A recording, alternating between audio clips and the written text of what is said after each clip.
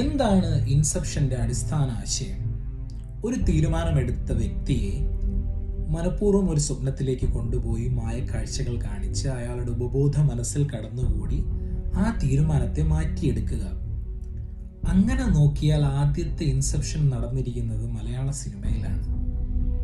1997 റിലീസായ ലാലേട്ടൻ്റെ, രാജീവ് അഞ്ചൽ സാറിൻ്റെ ഗുരു എന്ന ചിത്രത്തിൽ ഒരു വർഗീയ കലാപത്തിന് പുറപ്പെടാൻ പോകുന്ന രഘുരാമനെ സിതാര അവതരിപ്പിച്ച വൈദേഹി എന്ന കഥാപാത്രം ഒരു സ്വപ്നത്തിലേക്ക് കൊണ്ടുപോയി കുറേ മായക്കാഴ്ചകൾ കാണിച്ച് അദ്ദേഹത്തിൻ്റെ മനസ്സിനെ എന്നേക്കുമായി അവർ മാറ്റിയെടുക്കുന്നു.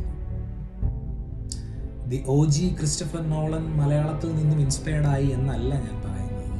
ഞാൻ ആകെ പറഞ്ഞു വരുന്നത്, രണ്ട് ധ്രുവങ്ങളിലുള്ള വ്യക്തികൾക്ക് ഒരേ ആശയം തോന്നാമെന്ന് മാത്രമാണ്. ഒരുപക്ഷെ ഇംഗ്ലീഷ് സിനിമയാണ് ആദ്യം ഇറങ്ങിയത്, പിന്നീടാണ് മലയാളം സിനിമ വന്നതെങ്കിൽ കുറച്ച് പേരെങ്കിലും പറഞ്ഞതിന് ഇത് അതിൽ നിന്ന് ഇൻസ്പയർഡ് ആയതാണെന്ന്. പക്ഷേ തിരിച്ചായതുകൊണ്ട് അങ്ങനെ ആരും പറഞ്ഞു